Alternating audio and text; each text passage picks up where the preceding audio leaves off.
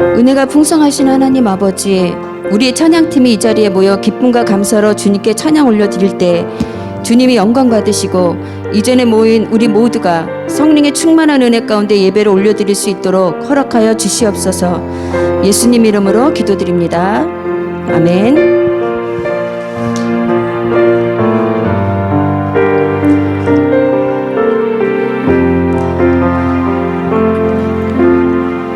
세상은 들리고 사람들은 변하여도 나는 주를 섬기리.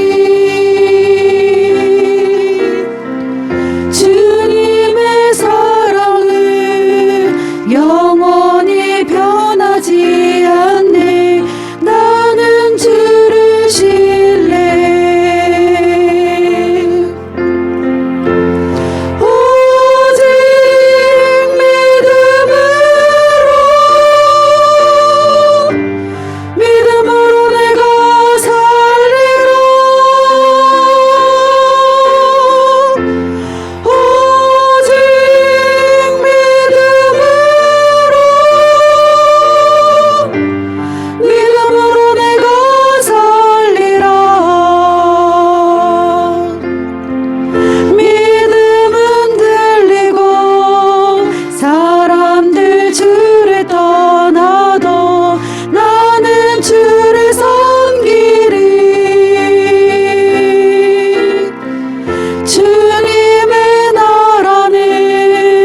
영원히 쇠하지 않네. 나는 주를 신뢰. 오직 믿음으로 내가 살리라.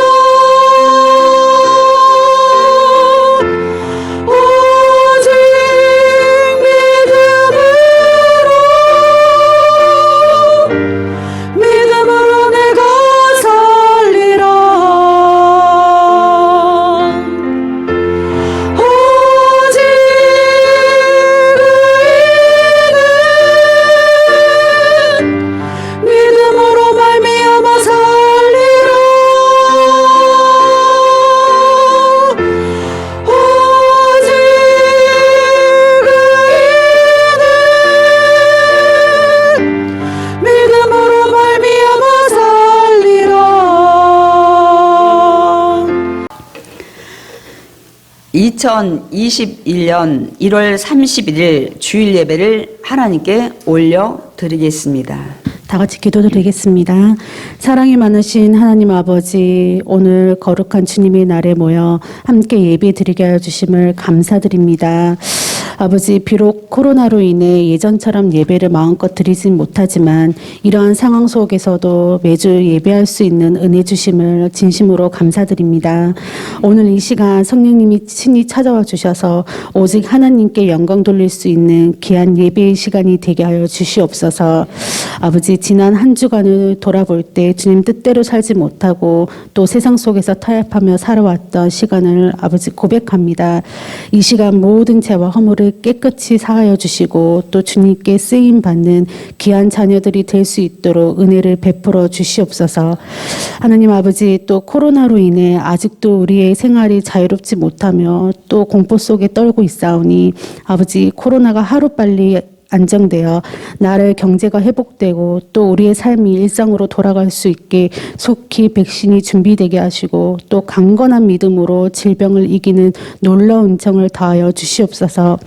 우리들 순복음교회를 세우셨사오니 모든 예배가 회복되게 하여 주시고 또 크고 작은 모임들마다 하나님께서 친히 역사하시어 주님 일의 기쁨으로 봉사하게 하시고 또 그 손길마다 축복을 더하여 주시옵소서. 아버지, 말씀으로 선포하시는 우리 목사님께도 영육간의 강건함을 더하여 주시어 순간순간마다 지혜를 주시고 또 말씀의 꼴을 먹이기 위해 수고하시는 모든 일들이 헛되게 되지 않도록 또 땅에 떨어지지 떨어지는 것 없이 또 우리들의 믿음이 더욱더 커져가는 영적인 자녀들이 될 줄 아버지 믿습니다. 그 말씀이 믿고 또 이 세상 나아갈 때 믿음으로 담대히 나아가며 승리하는 한 주를 보낼 수 있도록 성령님 인도하여 주시옵소서. 이 모든 예배를 주님께 맡기며 지금도 살아계시고 역사하시는 주 예수 그리스도 이름으로 기도드렸습니다. 아멘. 오늘 우리가 함께 은혜 받으실 하나님의 말씀은 마태복음 1장 21절에서 23절 말씀이 되겠습니다. 신약성경 1페이지가 되겠습니다. 마태복음 1장 21절부터 23절 우리가 몇 주간 공백 기간이 있었기 때문에 이제 다시 조금 이렇게 우리가 훑고 나가는데 제가 조금 더 다른 방향으로 이제 설교를 지금 하고 있습니다. 우리 신약성경 1페이지 마태복음 1장 21절에서 23절 말씀이 되겠습니다. 우리 다 같이 합독하시겠습니다. 아들을 낳으리니 이름을 예수라 하라. 이는 그가 자기 백성을 그들의 죄에서 구원할 자심이라 하니라. 이 모든 일이 된 것은 주께서 선지자로 하신 말씀을 이루려 하심이니 이르시되 보라 처녀가 잉태하여 아들을 낳을 것이요 그의 이름은 임마누엘이라 하리라 하셨으니 이를 번역한즉 하나님이 우리와 함께 계시다 함이라. 아멘. 오늘 우리가 이제 함께 합독한 마태복음 1장 21절에서 23절 말씀을 통해서 우리가 다시 한번 우리 신앙을 우리 믿음을 좀 점검하는 그런 확인하는 시간이 되길 원합니다. 그래서 제가 제목을 이렇게 달았습니다. 우리 설교 제목 우리 다 함께 읽어보겠습니다. 왜 오직 예수님만 믿어야 하는 것일까?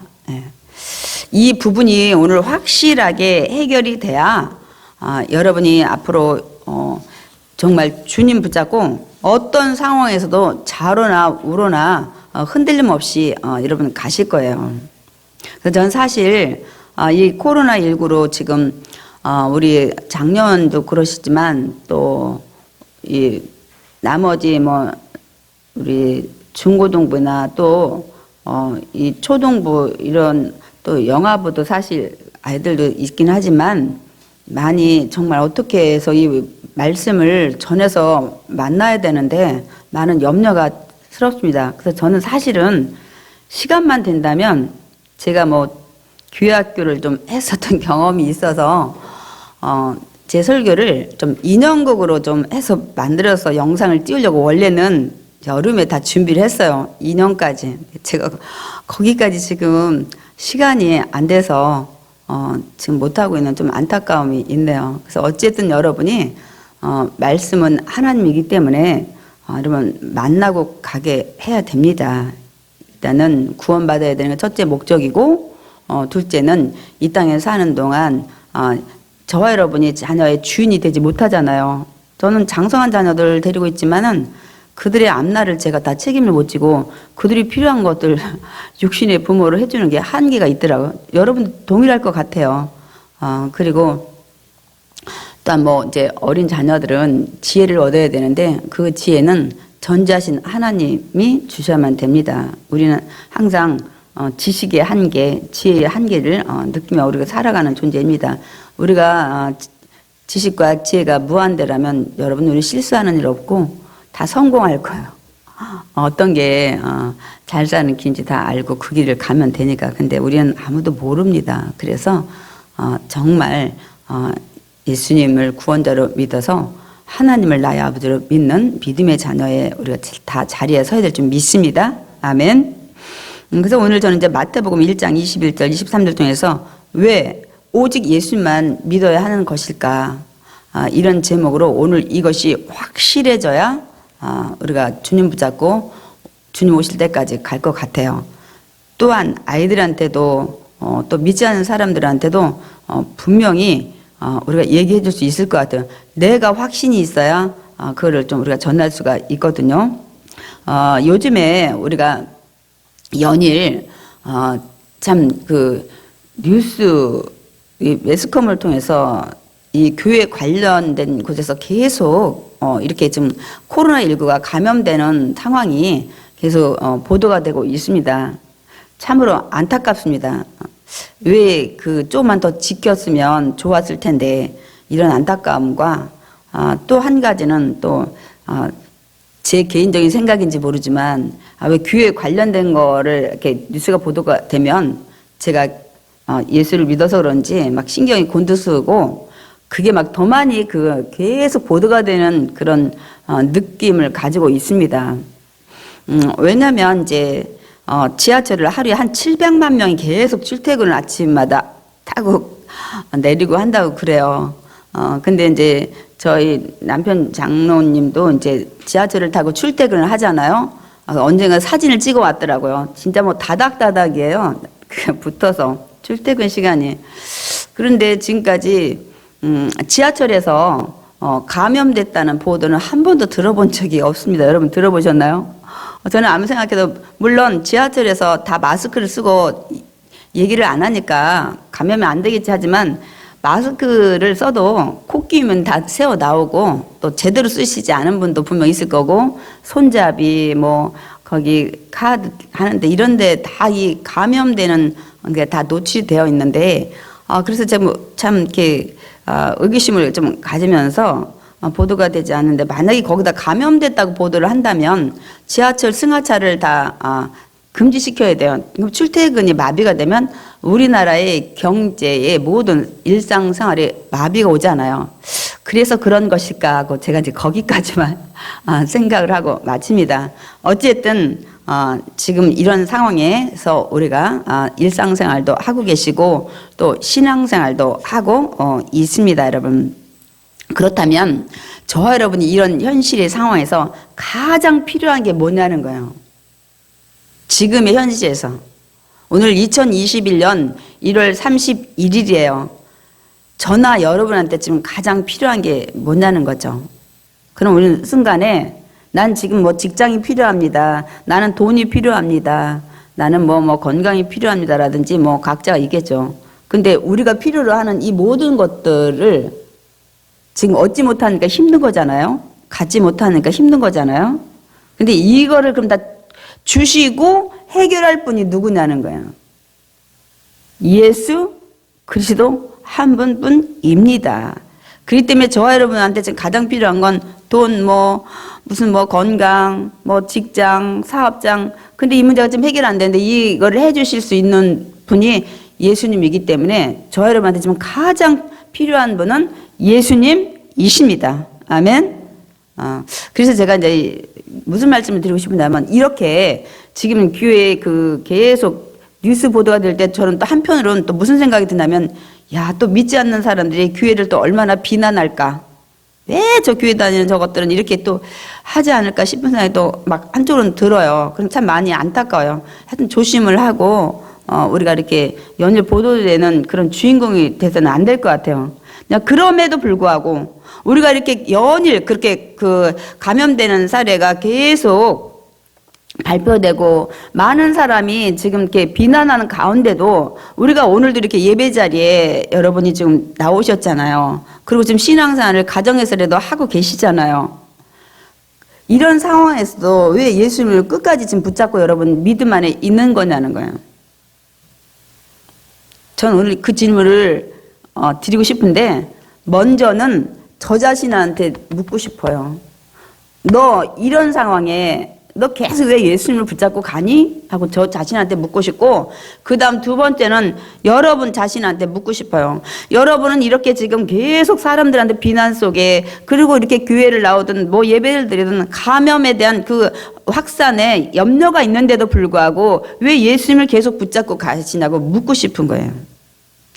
제가 오늘 왜 이 질문을 저 자신한테도 여러분 자신한테도 드리고 싶은 그 이유는 이번 이 계기를 통해서 더 확신을 가져야 되겠다. 내가 왜 이렇게 지금 감염에 우려도 있는데도 불구하고 예배 자리가 나오고 또 계속 연일 보도되는 많은 불신자들한테 비난을 받는 가운데도 내가 예수님을 붙잡고 꼭 가야 되는 이유가 뭔지를 분명히 답을 알고 우리가 갈 때 우리가 이제 마음에 더 확신이 오게 되는 거야. 흔들림 없이. 그리고 내가 왜 이 자리에 예수님 붙잡고 가는지 확실히 알게 되면 이제는 더 믿음이 더 성장하면서 절대 어떤 거에 타협하거나 뒤로 물러가거나 하나님이 기뻐하지 않는 자리에 있지 않게 된다는 사실입니다. 그러니까 다시 말씀드려 하나님은 이거 확신을 우리가 더 갖게 되면 하나님이 기뻐하는 자리에 있게 됩니다. 아멘. 그래서 만약에 누가 아니 너는 지금 이렇게 코로나19가 계속 이렇게 바이러스가 뭐 변이가 되고 뭐 전염이 되고 뭐 지금부터 뭐 400명대가 넘었느니 이러는데 굳이 꼭 예수님을 붙잡고 가야 되는 이유가 뭐야? 그리고 사람들이 얼마나 너 비난하냐? 교회 갔다 왔다 하면 너 별로 좋아하지도 않고 이렇게 하는데 왜 너 계속 예수님 붙잡고 가냐고 여러분 물으신다면 여러분은 지금 대답할 답을 준비하고 계십니까? 뭐라고 대답을 하실 거예요? 초등학생 정도라면 만약에 이렇게 묻는다면 예수님 믿어야 바이러스 안 걸려요. 그 예수님 믿어야 우리 엄마 아빠 직장 그리고 우리 돈 잘 벌어서 어려움 없어요. 예수님이 그렇게 해주거든요. 이렇게 대답을 할 수 있겠죠. 초등학교 수준이라면 혹시 들은 어떤 얘기는 또 있고 하니까 그렇다면 사실 그 아이 말도 틀린 건 아니에요. 왜냐면 주님이 지켜줄 수도 있고 때로는 또 우리가 제 가운데 있다면 이렇게 뭐 예수님을 믿어도 바이러스에 걸릴 수도 있고 또 경제적 어려움도 있을 수 있습니다, 여러분. 이거는 분명히 하고 가야 돼요. 근데 우리 초등학교 아이 그 순수한 마음에 그리고 그것 때문에 예수를 지금 이런 상황인데 너가 믿는 거야? 그러면 사실 우리는 기복주의예요. 복 받기 위해서 예수를 믿는 거야. 그럼 우리는 근본적인 답을 알고 가야 돼요. 저와 여러분이 이런 상황에서도 지금 예수님을 붙잡고 믿음 안에서 가는 이유가 뭡니까? 첫 번째로는 저와 여러분은 예수님을 믿지 않으면 죄인이라 이제 이 세상이 떠나면 뭐 바이러스가 걸려서 떠나든 안 걸려도 다 떠나요. 우리 안 걸려도 떠나잖아요. 그 다음에 우리는 영원한 지옥에서 살기 때문입니다. 그래서 그곳에 와서 안 살려고 예수를 지금 이런 상황에도 끝까지 붙잡고 가는 것입니다. 아멘? 그 사실 여러분 확실하셔야 돼요. 그래야 어떤 상황에서도 예수님을 믿는 믿음을 놓지 않게 됩니다, 여러분. 그러면 이제 우리가 또 너는 죄인이라 그렇다면 이제 우리가 먼저 어디에 또 걸리게 되냐면 내가 왜 죄인이야? 내가 무슨 죄 졌지? 왜 난 죄인이라고 얘기하는 거야? 하고 여기 또 질문에 우리가 먼저 이게 문턱에 걸리게 됩니다. 여러분 우리가 예수님을 믿고 구원받으려면 먼저 내가 죄인이라는 사실을 여러분이 아셔야 됩니다. 내가 죄인이라는 사실을 인정해야 돼요. 저와 여러분은 그래야만 죄인이라는 걸 우리가 인정하고 받아들여야 나는 구원받아야 될 존재구나 하고 그 다음에 예수님을 믿게 되는 2단계를 가게 되는 거예요. 아니 내가 죄인인지도 모르는데 구원을 왜 받아요? 구원이라는 것은 제가 좀 이따 좀 말씀드리겠지만 여러분 구원이 뭐예요? 어디서 이렇게 건져내는 거잖아요. 건져내는 거. 내가 어디 빠졌냐 이거예요.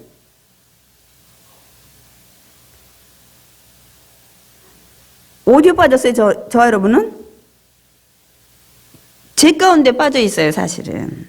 저와 여러분이 지금 예수 믿기 전에는 여러분 죄 가운데 빠져서 우리는 이 죽음과 또 이 멸망, 고통 그리고 결국은 지옥 가는 인생의 죄에 우리는 다 살게 되는 존재입니다. 그러니까 우리가 무엇보다 내가 먼저 누구인지를 여러분 알아야 그 다음에 내가 예수를 뭐 믿든지 뭐 석가를 믿든지 뭐 알라를 믿든지 뭐 이렇게 되는 겁니다, 여러분. 그러니까 저와 여러분은 예수 믿기 전에 다 죄인이었어요. 예수 믿기 전에 저와 여러분의 신분은 죄인으로 어떻게 해요? 이 땅에 죽음과 고통과 죄 가운데 살다가 지옥 가는 인생으로 끝마치는 존재였습니다, 여러분. 그러면 왜 죄인이냐고 다시 한번 묻는다면 제가 성경 구절을 통해서 좀 말씀을 드리려고 합니다. 창세기 2장 17절 우리 다 같이 읽겠습니다. 선악을 알게 하는 나무 열매는 먹지 말라. 내가 먹는 날에는 반드시 죽으리라 하시니라. 이게 하나님이 우리 인류의 조상인 아담에게 내린 명령입니다. 그런데 우리가 다 잘 알다시피 아담이 저 내린 명령을 지키지 않은 거예요. 우리 하나님 말씀 지키지 않는 게 죄잖아요. 우리나라 이 세상의 법은 나라에서 세운 법을 지키지 않는 게 죄잖아요. 근데 우리는 다 하나님의 자녀라 하나님이 주신 그 법을 지키지 않으면 다 죄입니다. 그래서 죄를 진 사람을 우리가 죄인이라고 하죠. 그래서 우리는 죄인이 됐는데, 그럼 아담이 근데 왜 내가 죄인이냐고 얘기를 하는데, 여기에 이제 제가 그때 히브리어 이렇게 이런 원어를 좀 얘기는 한 적이 있지만, 어쨌든 제가 전가가 돼요. 왜냐면 아담에게만 한정되게 너는 반드시 죽으리라. 영적인 존재를 죽고 그걸 안 지켰기 때문에, 죄를 졌기 때문에 죄인이 된 겁니다. 그래서 아담의 저와 여러분은 후손이기 때문에 그 죄가 계속 전가돼서 우린 태어나면 무슨 선악과를 따먹지 않았어도 우린 죄인의 신분으로 살아간다는 사실입니다. 누구 하나도 예외가 없습니다. 왜냐하면 다 누구 하나 인류 70억, 80억이 다 아담의 후손이기 때문입니다, 여러분. 이 사실을 여러분이 먼저 인정하고 받아들여야 합니다, 여러분. 그러니까 우리는 아담의 자손으로 태어나자마자 자동적으로 죄가 전가돼서 우리가 죄인이라는 신분으로 이 존재로 살아가게 되는 겁니다. 다시 말씀드리면 지옥 갈 인생으로 우리가 살아갈 존재란 것입니다. 이 사실을 먼저 받아들이셔야 돼요.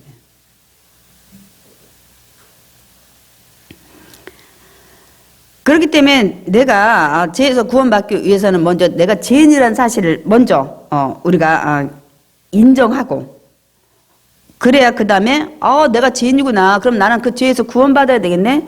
왜냐하면 죄의 대가가 이렇게 죽음이 오고 또 고통이 계속 삶에서 오고 또 죄악 가운데 살다가 지옥 가는 인생으로 마치는 그런 결과라면 나는 그런 길 안 가기 위해서는 그러면 죄에서 나는 구원받아야 되네. 이렇게 해야 이제 그 다음 단계에 구원받아야 되겠다는 것을 여러분 받아들이게 됩니다, 여러분. 그러니까 이제 사람들이 그 믿음을 갖지 않는 이유가 여러분 뭐라고 생각해요? 본인의 정체를 몰라요. 자신이 죄인이라는 사실을 모르는 거예요. 자신이 죄인이라는 사실을 모르는 사람한테 너 그 죄에서 건진받아야 돼. 우리가 말할 때 전도하잖아. 구원받아야 돼. 구원받아야 돼. 예수 믿고. 그러니 자기가 죄인이라는 사실도 인정도 안 하고 그 사실도 알지 못하는 사람에게 구원받으라고 빠져 있는지 어쩐지 자기 자신도 모르는데 그 구원받으라는 얘기를 전했을 때 못 받아들이는 거예요. 그래서 솔직히 우리가 말씀드릴 때 교회에 많은 분들을 데리고 올 때 사실은 나가서 우리는 전도한다고 하지만 정말 옳은 단어는 인도를 하는 거예요. 야, 우리 교회 가보자. 너 힘들어? 기도하자. 그리고 교회 가면 너무 이것도 좋고 저것도 좋고 네 마음 평안해지고 이렇게 해서 여러분이 사실은 전도라기보다는 인도를 하는 거예요. 왜냐면 그분을 길에다 세워놓고 넌 죄인이야. 죄에서 너 건져야 돼. 너 지옥 가. 이런 얘기 하기 쉽지 않습니다. 받아들이지도 순간에 안 하고 혹시 하나님의 은혜가 임하는 사람은 또 받아들일 수도 있어요. 근데 이 사실은 예수님을 믿으면서 말씀을 통해서 좀 시간이 지난 다음에 지식으로는 들었을지 모르지만 믿음으로 받아들이는 이 기간이 있습니다, 여러분. 그러니까 우리가 이거를 분명히 우리는 알아야 돼요. 그러면 이제 모시고 오면 목사님이 됐든 전도사님이 됐든 우리 성도님들 권사님도 있고 장로님도 있고 집사님도 있으니까 이제 이런 말씀을 통해서 이거를 이제 우린 죄인이고 그렇기 때문에 죄에서 건져내려는데 구원자가 필요하다. 그런데 그분이 예수님이다. 이렇게 이제 그 다음에 전하는 게 이게 사실은 이게 전도인 겁니다. 이게 올바른 전도입니다, 여러분. 도를 전하는 거예요. 근데 우리는 길에서 사실은 넌 죄인이다 이렇게 해서 막 인정하게끔 하는 것도 그 사람 팔팔거리죠. 내가 왜 죄인이냐고. 그 사실이 먼저 돼야 당신한테는 구원자가 필요합니다. 근데 구원자는 오직 예수님이다. 이렇게 돼야 되는데 이게 쉽지 않아요. 그러니까 여러분 일단은 와보라 그러잖아요. 와보라. 일비 와보라고 하잖아요. 와보라고. 와보라. 그 다음에 들어봐라. 들어보니까 너는 죄인이야. 왜 죄인인지 설명하게 되고 그래서 너는 죄 결과는 이렇게 되니까 그 죄에서 건진받아야 그 길을 안 가. 이렇게 되는 이 단계가 필요한 거예요. 그래서 수많은 사람이 교회 와서 그냥 뭐 동호회 모임처럼 지나가다가 어떤 상황이 되면 자기 정체를 모르고 있다. 그러니까 다 떠나는 거예요. 어디 가는지도 모르고 이게 신앙생활을 하다가 그러니까 뭐 그게 정확히 믿음으로 확신이 안 오니까 예수님을 상황에 따라 놓게 되는 거예요. 아까 초신자 아니 초등학생처럼 너 이런 상황에 왜 예수를 믿니? 그러면 아이고 예수 믿어야 바이러스 안 걸리고 뭐 어쩌고 그래서 걸리면 예수 떠나는 거예요. 안 걸릴 줄 알고 예수 믿었는데 걸렸단 말이에요. 그러니까 떠나는 거예요. 아 예수 믿으면 생활을 지켜줄 줄 알았는데 그 생활이 어려움이어서 그러니까 떠나는 거예요. 그런 목적으로 예수님을 믿었다면 다 떠나요. 그래서 저는 제가 다 사복음서로 다시 돌아온 이유를 분명히 말씀드렸죠. 아니 지금 뭐 서신서 예언서를 여러분이 들으려고도 하지도 않아요. 지금 여러분한테 당장 발등에 불을 꺼야 되는 거예요. 먹고 입고 마시고 생활 전선에서 살아가야 되는 의식주를 해결해야 되는 이런 상황에서 여러분이 서신서가 들리겠어요? 예언서가 들리겠어요? 그래서 제가 다시 복음서로 돌아온 거예요. 기본을 확실히 하고 가야 되겠다. 이게 된 사람은요, 그 다음에는 서신서, 예언서는 그 다음에 이제 믿음을 더 업그레이드 시킬 때 들으면 되고, 이것만도 분명하면 여러분, 나는 누구다. 그래서 나는 누군데, 이 생활로 계속 가면 나는 어디 간다. 어떤 생활이 된다. 하는 걸 확실히 알면 절대로 여러분, 예수님 떠나지 않습니다. 이 기본이 확실히 이렇게 된다면. 두 번째로, 우리가 왜 이렇게 비난 속에서 이런 감염에 이런 것들 우려 속에서도 여러분이 이 예수님을 붙잡고 믿음 안에 살아가는 이유가 뭡니까? 두 번째는 오직 예수님만이 나를 구원할 분이시라는 것이기 때문입니다, 여러분. 그 많은 사람이 너는 아담과 하와의 그 선악과 사건 때문에 이렇게 전가돼서 죄인이야. 그래서 죄인은 이렇게 살다가 이렇게 인생의 결론이 끝나. 그러면 내가 죄인이구나. 그럼 나 죄에서 그런 길 안 가려면 구원받아야 되겠네. 나도 구원받아야 되겠네까지 했는데 그럼 나 구원할 자가 누구야? 그런데 우리 믿는 사람은 예수님이야 하고 얘기하면 아니 꼭 구원할 자가 그 사람 하나밖에 없어? 예수라는 사람? 다른 사람은 안 돼? 하고 이제 분명 물을 거라고. 여러분 그때 뭐라고 얘기를 하시고 또 여러분은 어떻게 믿고 계셔요?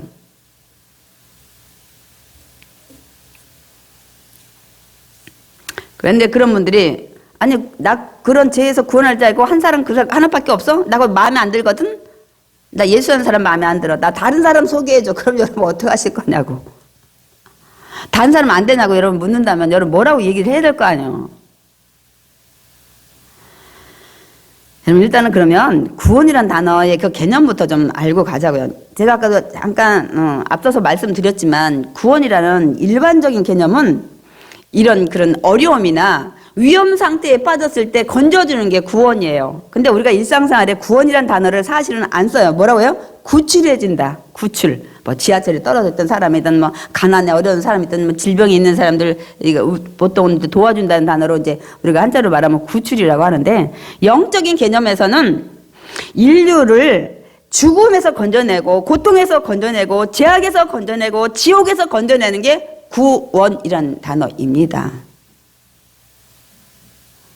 그래서 난 죄인이라는 걸 인정하는 사람들한테 인식을 시켜줬단 말이에요. 당신은 죄인이다. 그래? 난 죄인으로 살다 가면 그런 인생이라면 나는 구원받아야지. 그래서 구원자 소개해줘. 그랬더니 예수가 구원자야. 난 다른 사람 소개해줘. 나 그 사람 좀 마음에 안 들거든. 그럼 여러분 어떡할 거냐는 거죠. 그래서 우리가 인간은 이 죄로 말미암아 죽음과 고통과 죄악에 살다가 인생의 결론이 그 지옥에서 영원히 불못에 가서 사는 결론으로 끝나게 되는데 그래서 우리는 이곳에 안 가게 하는 분이 오직 예수님이라는 사실을 나도 믿어야 되고 누군가도 여러분 전도를 하든지 이해를 시킬 때 또 질문에도 마찬가지고 여러분 답을 할 수가 있어야 됩니다, 여러분. 그러니까 이런 상태에서 이제 우리가 죄인이라는 걸 아시는 분은 그럼 건짐을 받아야겠다 이렇게 생각을 한단 말이에요. 그래서 사람들은 이제 그걸 조금 이제 깨닫는 사람은 자신을 건져낼 구원자를 찾아다녀요. 그리고 이 구원자까지 안 찾아다녀도 이 세상이 정말 뭐 불교에서 말하는 고해네. 너무 힘든 막 바다 같은 막 이런 것들 얘기를 하잖아요. 그래서 이 사람들이 어디를 떠나요? 세속을 떠나는 거예요. 산속으로. 그리고 돌을 닦아요. 그래서 다른 종교들을 찾고 또 이제 무속신앙을 갖게 되는 거예요. 거기서 또 다른 것들을 하면서 아, 나는 그런 지옥이라는 게 있다면 거기 안 가게끔 해야 되겠다 해서 뭐 이렇게 살면 나중에 지옥에서 고통 안 받는다 하더라 막 이렇게 해서 그런 것들 많이 하는 것들 볼 수가 있잖아요. 그러니까 제대로 이 왕도 가는 정석의 길을 못 찾은 거죠. 뭔가는 깨달았는데 구원자를 올바로 만나야 되는데 사이비 가짜들을 붙잡고 가는 인생이 너무 많이 있습니다, 여러분. 그럼 저는 이제 오늘 묻고 싶은 거죠. 그러면 저와 여러분이 죄인이라는 거 확실해졌어요. 그래서 우리 구원받아야 돼요. 구원 안 받으면 그 죄인으로 사는 결과가 이렇게 죽음과 고통과 죄악과 결론은 지옥 가는 인생으로 영원히 지옥에서 살게 되는 인생으로 끝난다는 거예요. 그 저와 여러분 지금 이런 어려운 상황에서도 예수님 붙잡고 가잖아요. 우리 한번 저나 여러분한테 질문을 던지자고요. 나는 여러분 자신은 정말 구원자가 오직 예수님 한 분뿐이라고 지금 확신을 하십니까? 아멘. 그런데 그 이유를 확실히 우리가 이제 알아야 돼요. 그래야 절대로 이 진리 변하지 않는 진리 안에 여러분이 우리가 서서 갈 수가 있습니다. 맞습니다, 여러분. 예수님만이 우리를 구원하실 수 있는 분이십니다. 사실입니다. 우리 이 사실을 믿어야 합니다. 아멘. 이게 믿음의 출발이에요. 나는 죄인이다. 그래서 그 죄인의 결과가 이렇기 때문에 그 죄에서 나를 누가 건져줘야 되는데 그 건질 분은 오직 예수 그리스도. 나 믿는 것이 믿음의 출발점입니다. 아멘.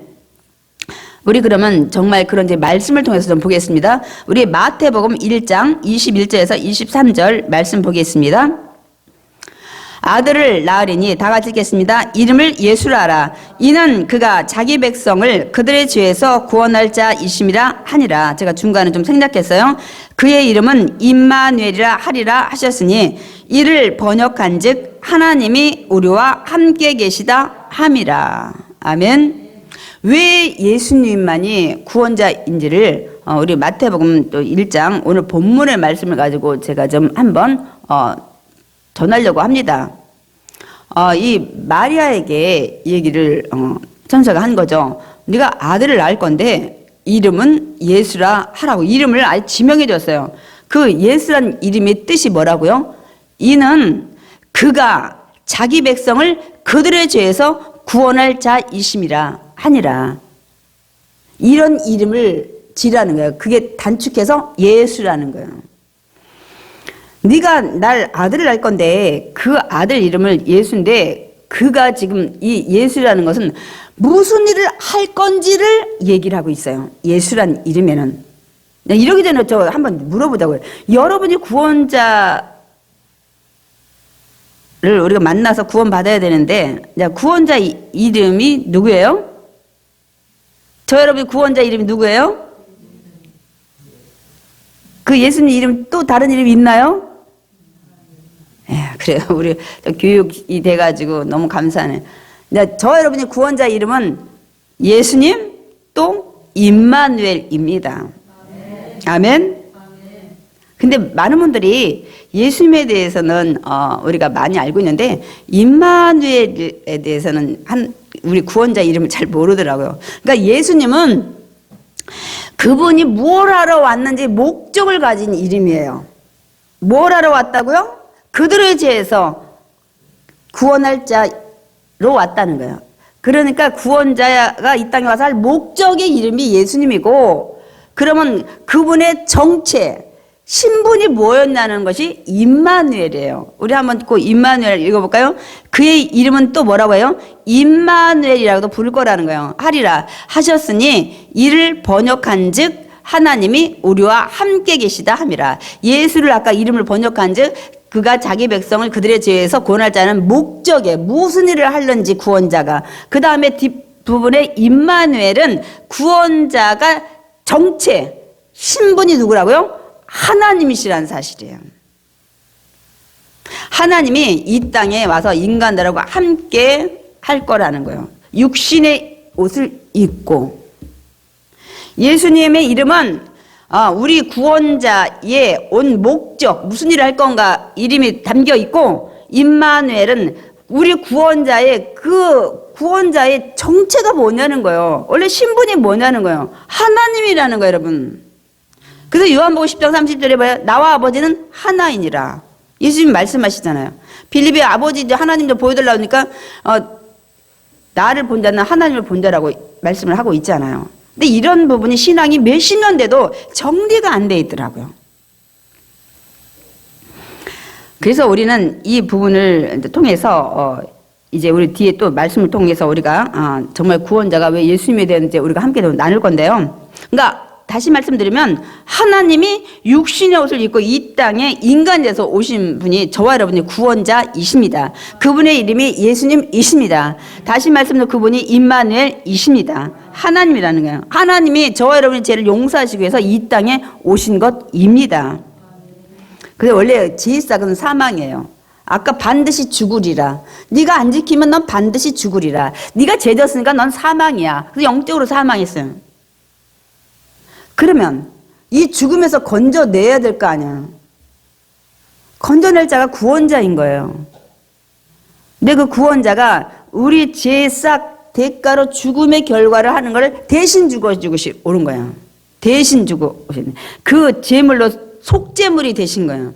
근데 우리가 그 레위기를 통해서 알지만은 이 하나님 앞에 드리는 그 죄를 대속하는 속죄물에는 흠 없는 걸 드려야 돼.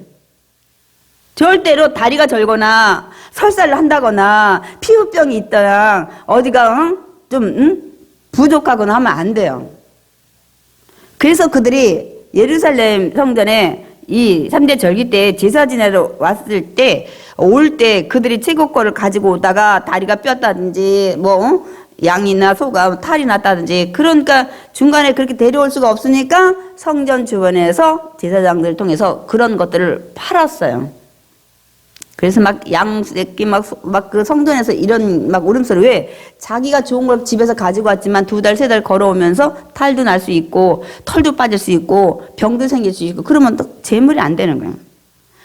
그래서 흠 없는 제물로 드려야 우리 죄를 하나님 받으시고 그걸 용서하시는데 이 세상 사람은 다 아담과 하와의 후손이기 때문에 다 흠이 있어요. 죄를 진 죄인이기 때문에. 그러니까 흠 없는 제물이 필요한 거예요. 그래서 하나님이 이 땅에 흠없는 제물 되기 위해서 동정녀, 남자를 알지 못한 아담의 DNA를 가지고 오지 않기 위해서 성령으로 잉태된 것입니다. 흠없는 제물 되기 위해서. 그래야 그 제물을 하나님 받으시고 저와 여러분의 죄를 속량하시기 때문입니다, 여러분. 그래서 예수님이 이 땅에 하나님이 직접 오셨기 때문에 그분은 죄가 없으신 분이에요. 그러니까 얼마든지 저와 여러분의 죄를 대속할 수 있는 분이십니다. 그러니까 속죄 제물이 되실 수 있는 자격이 오직 그분밖에 없어요. 세상 사람은 아무리 내가 너 위해 죽어줄게, 내가 너 너무 사랑하니까 엄마가 죽어줄게 해도 제물이 안 되는 거예요. 하나님 받으시는 제물이 안 되는 거예요. 야, 나는 지옥 가도 좋으니까 내가 죽고 너는 천국 보내야 되겠어. 너만큼은 안 된다니까, 여러분. 그렇기 때문에 다른 종교에는 구원이 없는 거예요. 그 사람들이 믿는 믿음의 의지의 대상이 다 죄인이기 때문에 자기 자신도 구원을 못하는 거예요. 아니 본인도 구원을 못하는데 당연히 남은 구원 못하는 건 너무나도 당연한 겁니다, 여러분. 그렇기 때문에 예수님이 내가 길이요 진리요 생명이니 아버지께로 갈 자는 나밖에 없다고 얘기하는 거예요. 요한복음 14장 6절에 제가 말씀을 준비하지 못했지만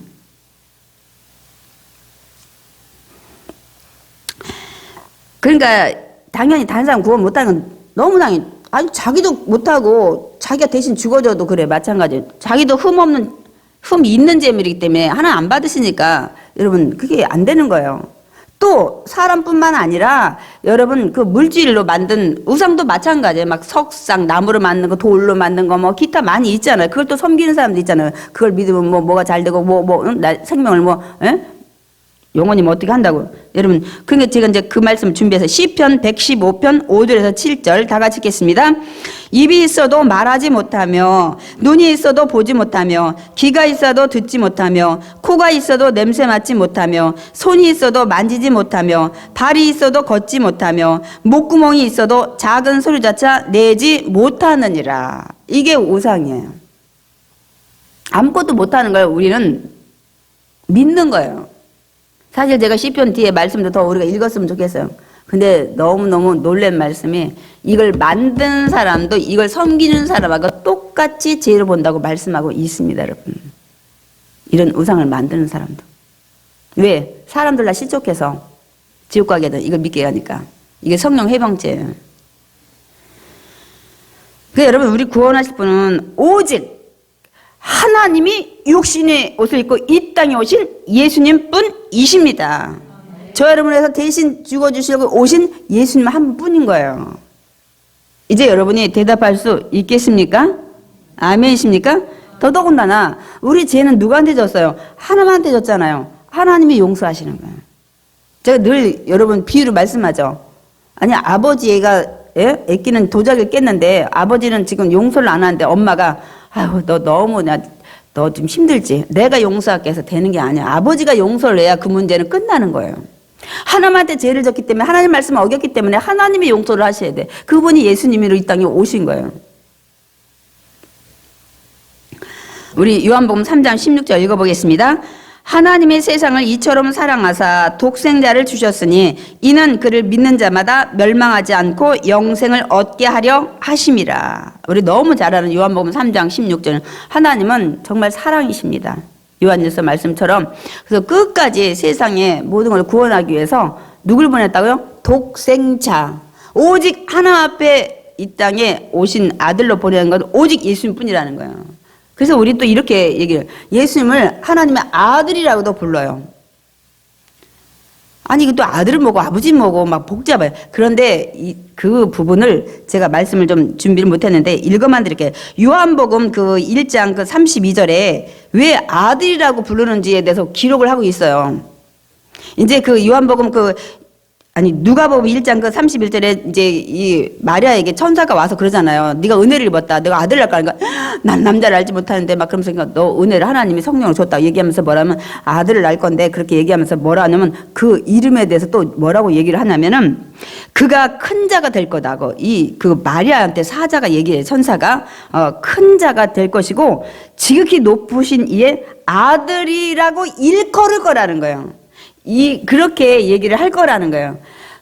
높으신 하나님의 아들이라고 불러질 거라는 거예요. 아들이라는 것보다는 이 이름을 그렇게 불러줄 거다. 하나님이 보내신 독생자라고 불러질 거다고 일컬어질 거라고 이미 마리아한테 그렇게 얘기를 했기 때문에 우리는 하나님의 아들 예수 그리스도 이렇게 부르는 거예요. 이제 알겠어요? 아들이라는 우리가 생각하는 부모와 아들이 나가지고 그런 관계가 아니고 그를 그렇게 부를 거라고 천사가 얘기를 했기 때문에 하나님의 아들이라고 하는 거예요. 이 부분을 정확히 해줘야 우리가 이런 교통질서가 되는데 아버지, 아들, 이건 낳고 뭐가 이렇게 막 우리가 생각하는 부자지간 막 이렇게 생각을 우리가 하게 됩니다. 이름을 그렇게 불러줄 거라 일컬어줄 거라고 얘기를 이미 전달을 했습니다. 그래서 우리가 하나님의 아들이라고 우리가 일컫는 것뿐입니다. 우리가 생각하는 육신의 부자 관계가 아니고요. 하나님이 보내신 이런 부분이 우리가 좀 이런 것들이 좀 교통 정리가 좀 확실히 될 때 우리가 신앙생활을 하는데 더 혼동이 없고 확신을 우리가 갖게 됩니다. 또한 이렇게 정말 비난 가운데 이렇게 코로나19 감염 가운데에서도 우리가 오직 예수님만 나를 도와주실 분이기 때문에 여러분이 지금 붙잡고 가는 거예요. 아멘이십니까? 아까도 제가 서두에 얘기했죠. 왜 우리 예수님만 붙잡고 내가 가장 필요한 게 뭐냐고. 돈, 건강, 사업장, 직장, 뭐 대학 문제, 무슨 뭐 결혼 문제, 장막 문제, 집 문제. 근데 그걸 해결해 줄 분이 오직 예수님이에요. 육신의 부모가 한계가 있어요. 우리 어린 자녀는 부모님들한테 아이고 나는 이거 못해줘 하고 또 원망할지 모르지만 여러분도 부모가 되면 여러분 못합니다. 한계가 있어요. 근데 오직 예수님만이 부모님이 못해주는 걸 해줄 수 있습니다. 그러니까 예수님은 이 땅에서 저와 여러분이 아까 필요로 하는 것들 있죠. 뭐 어떤 사람은 건강일 거고 어떤 사람은 물질일 거고 어떤 사람은 또 앞으로 뭐 진로일 거고 뭐 배우자일 거고 뭐 여러분 또 질병 있는 것도 있고 얼마나 많이 있어요. 또 어떤 문제가 있는데 그 문제 해결이 지금 내가 가장 필요한 거고 이거를 해결해 줄 분이 예수님뿐입니다. 그러니까 예수님의 이름으로 기도하면 누가 도와줘요? 하나님께서 도와주시는 거예요. 아멘. 뭐 예수님이 하나님이지만 그 이름으로 기도하면 우리 모든 필요를 채워 주시고 해결해 주십니다. 우리 요한복음 16장 23절 24절 예수님이 하신 말씀 읽어보겠습니다.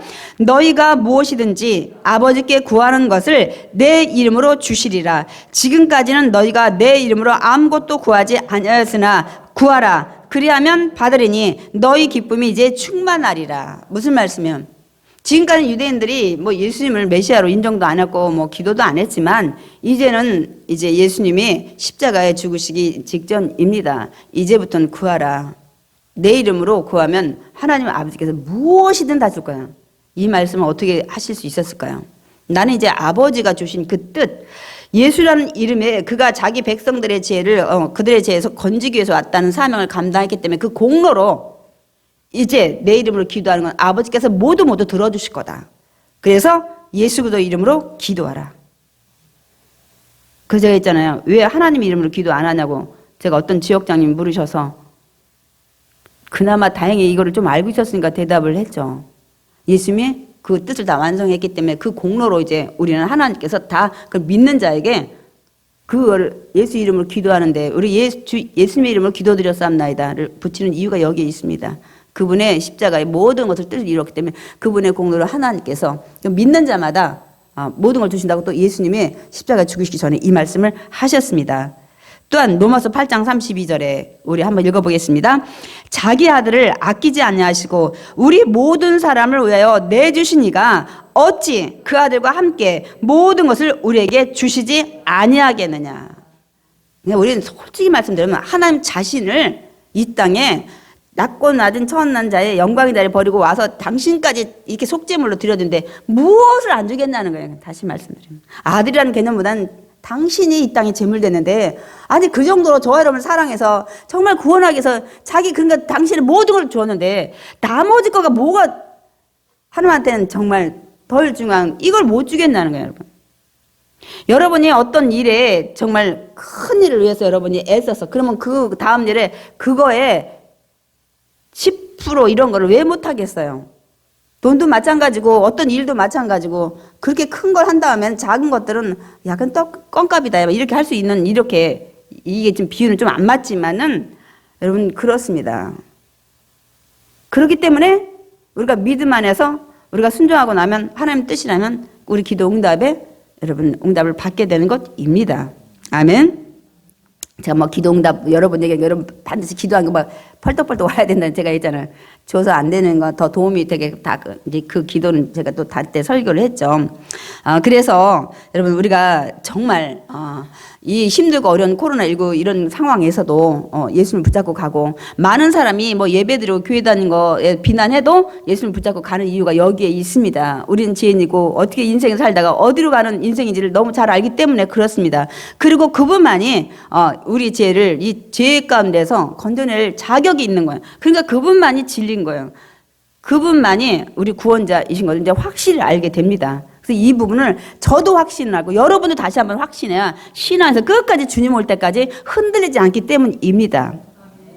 세상 사람이 뭐라고 해도. 그러면 예수님을 나의 구원자를 믿으면 이제 우리에게 어떤 변화가 있냐는 거예요. 첫 번째로 우리 제사함을 받게 돼요.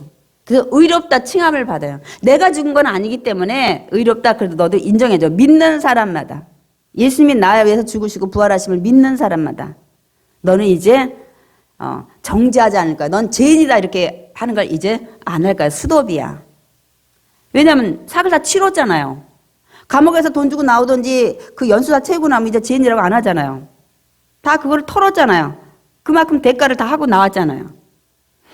두 번째로 우리가 예수를 믿으면 우리가 어떤 변화가 있냐면 이제 하나님은 나의 아버지가 되시고 나는 그분의 자녀가 되는 신분으로 이게 바뀝니다, 여러분.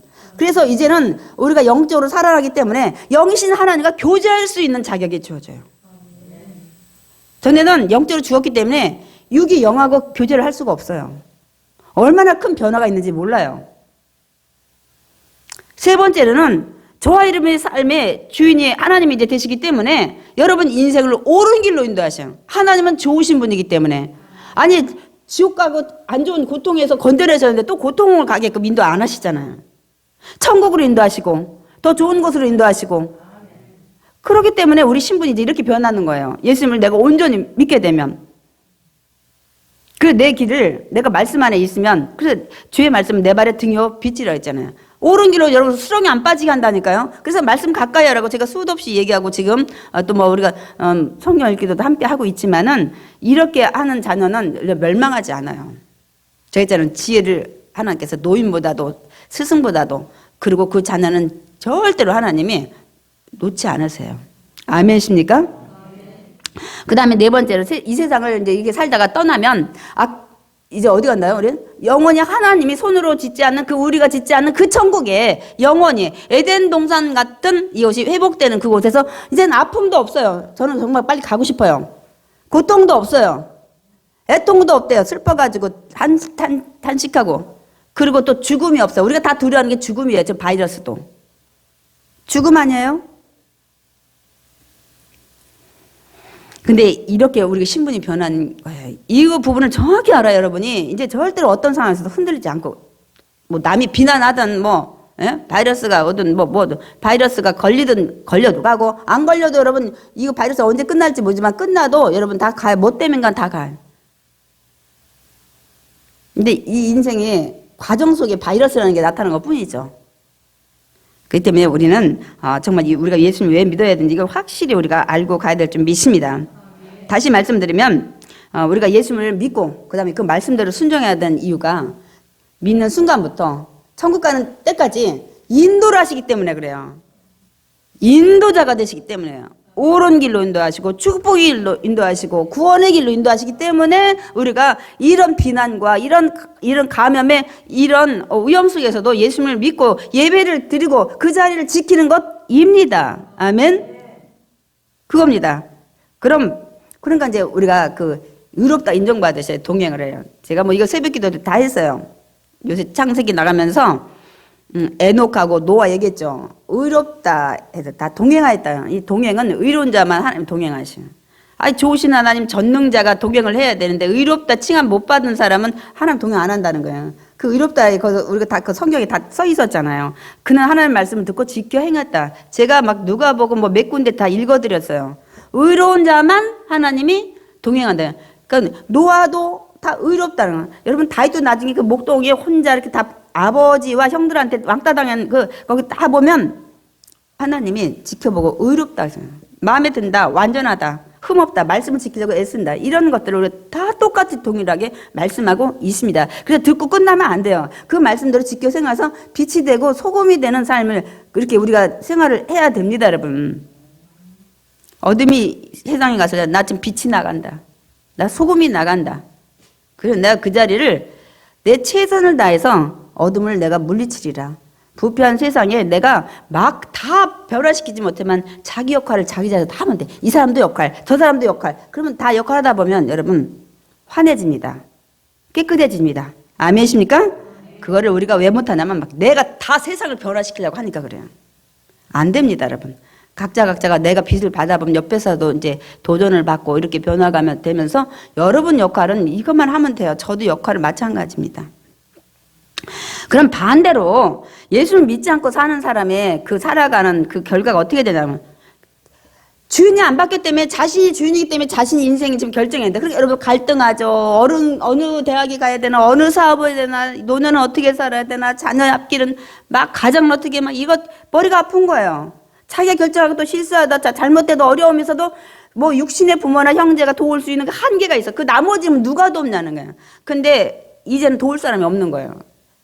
주인이 자기였고 옆에서 돕는 가족들이 몇 명 있지만 그것도 한계에서 자기들 다 부모님도 노후에 살아야 되고 형제들도 결혼하면 자기 앞길을 바꿔야 되고 못하는 겁니다. 또 그런 인생을 살다가 이 세상 떠나면 불러서 영원히 심판하는 고통받는 곳에 가는 인생이에요, 여러분. 제가 그래서 예수 믿고 어떤 변화가 있고 안 믿는 사람 변화를 제가 이렇게 지금 대조적으로 말씀을 준비한 거예요. 좀 깨달으시라고. 그럼 우리 계시록 20장 15절 보겠습니다. 누구든지 생명책에 기록되지 못한 자는 불못에 던져지리라. 구원받지 못한 자. 그다음에 이제 마가복음 9장 48절 49절 읽겠습니다. 거기에서는 어디요? 불못에서는 구더기도 죽지 않고 불도 꺼지지 아니하느니라. 사람마다 불러서 소금 치듯함을 받으리라. 죽지 않으니까 고통스러운 거예요. 죽으면 그 고통을 안 받으니까 다행인데, 여러분 제가 얘기했잖아요. 믿지 않는 사람도 영원히 산다니까, 영이라. 근데 장소가 지옥이라는 장소에 가는. 그 불러서 소금 치듯 계속 고통받으니까 그거 얼마처럼 괴로워요. 우리가 한 달 고통받고 끝나고 뭐 일주일 하다 그러면 고통스럽지 않은데, 그래서 영벌이라는 거예요. 영원히 벌 받는 거예요. 우리는 많은 사람이 그 예수 안 믿는 사람은 죽어버리고, 우리는 천국에서 영원히 살고요. 둘 다 영원히 살아요. 장소가 다른 것 뿐이지. 고통 가운데 영원히 사냐, 고통 없는 곳에서 영원히 사냐, 이 차이예요. 이걸 분명히 알려줘야 예수님을 붙잡고 그걸 간다니까요. 예수 믿지 않은 아까 죄인이라는 자는 이렇게 살다가 이렇게 가요. 그리고 이런 데서 또 영원히 죽지도 않고 살아요. 이제 저 여러분도 예수님을 믿지 않았다면 이런 똑같아요. 인생 결론이. 이 길을 갑니다. 이 길을 갑니다. 여러분이 확실히 우리 알아야 될 줄 믿습니다. 근데 우리 이 땅에서 영원히 사는 존재가 아니에요. 분명 다 알죠. 그건 인정하죠. 다 알아요. 완전히 좀 어린아이 아니라면 다 알아. 이 땅에서 영원히 안 산다는 거. 할머니 할아버지 돌아가시고 엄마 아버지 돌아가시고 다 알아요. 왜 우리 이 땅에 영원히 잘 살든 못 살든 건강하든 뭐 질병이 있든 성공한 삶을 살았든 성공하지 않은 삶을 살았든 우린 다 떠납니다. 다 떠나요. 이건 조금 초등학생 정도만 되면 고학년 되면 다 알아요. 다 떠난다는 거는. 애들도 다 알아요. 근데 여기서 끝나는 게 아니라는 거죠. 우리는 다 죽은 다음에 뭐 잘 살든 못 살든 믿는 사람이든 안 믿는 사람이든 뭐 성공했든 뭐 명문대 나왔든 뭐 부자였든 뭐 다 가는데 그 다음에 예수님 앞에 선다는 사실이에요. 예수님 앞에 선다는 사실이에요. 누구나 예 없이. 우리 히브리서 9장 27절 읽겠습니다. 한 번 죽는 것은 사람에게 정해진 것이요 그 후에는 심판이 있으리니. 근데 어떤 심판이 있는지 계시록을 우리가 보면서 들여다볼 거예요. 20장 12절 계시록 한번 말씀 띄워주세요. 또 내가 보니 죽은 자들이 큰 자나 작은 자나 그 보좌 앞에 서 있는데, 여기서 큰 자나 작은 자나 다 여기에 큰 자 작은 자에 다 포함되는 거예요. 성공한 사람이나 성공 안 하는 사람이나 여기 뭐 이렇게 뭐 노인이나 어린아이 뭐 이런 개념도 있지만은 뭐 건강한 사람이나 건강하지 못한 모든 사람이 큰 자나 작은 자나 그 보좌 앞에 다 서 있는데 책들이 펴져 있고 또 다른 책이 펴져 있는데 곧 생명책이라. 죽은 자들이 자기 행위를 따라 책들에 기록된 대로 심판을 받으리니. 그 책들에 기록된 게 뭘까? 기록은 구체적으로 안 나있지만은 예수를 날 구세주로 믿었는가? 믿은 자는 말씀으로 살아야 돼. 주인이 바뀌었으면 주인, 성경 말씀을 목사님 너무 힘들어요. 그러네. 아니 내 주인이 바뀌었어요. 하나님으로. 그러면 주인 말씀 날마다 들어야 돼. 안 돼. 여러분 주인이 육신에서 사장님이 바뀌었다. 회사를 옮겨서. 그럼 그 사장님의 회사 규칙을 지켜야 되는 거 아니에요? 남편이 바뀌었다. 바뀔 수는 없겠지만 그러면 그 윗사람이 얘기를 듣고 살아야 될 거 아니에요. 그럼 저와 여러분 인생이 바뀌었으면 이제는 마귀가 주는 유혹 가운데 내 멋대로 내가 사는 게 아니라 그 주인이라는 분이 뭐라고 했는지를 알아야 되는 게 이게 말씀 공부인 거예요. 그대로 살아야 약간 의롭다고 한다고. 그래야 그런 사람과 하나님 동행한다고 그러잖아요. 그러니까 말씀이 공부를 해야 되는 이유가 여기에 있는 거예요. 말씀을. 말씀 이가 아니라 말씀을. 주인이 바뀌었으면 주인이 하라는 말도 잘못, 밭가를 하는데 가서 밭 간 게 아니라 그냥 논 가서 다 뭐 뽑아오고 이러면 안 될 거 아니요. 그게 죄인지 모르고 살아가면 우리 계속 의로운 자리에 있지 않잖아요. 그래서 말씀이라는 것은 그렇습니다. 주인이 뭐라고 하셨나 들여다보는 거야. 주인 말씀에 오늘 말 잘 듣고 마당 쓰라면 마당 쓸고 오늘 뒷밭에 풀 뽑으라면 풀 뽑는 이게 쉽게 이제 제가 풀이한 건데 여러분 그렇습니다, 여러분. 그게 이제 말씀을 들여다보는 겁니다. 내가 주인이 바뀌었는데 주인이 뭐라고 하고 뭘 싫어하는지 뭘 원하는지 뭘 하면 상 주는지 뭘 하면 축복 주는지 그 말씀을 하는 게 우리 말씀 공부입니다, 여러분.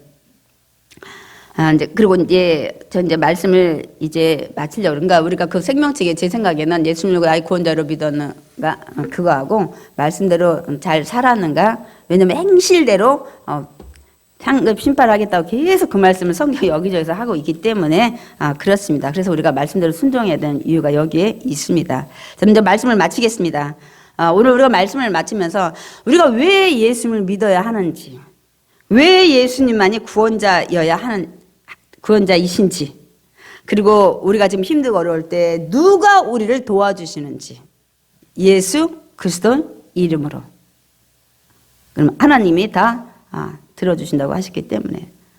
그러므로 정말 결론입니다. 그러므로 어떠한 상황일지라도 힘들 때뿐만 아니라 좋을 때도 마찬가지야.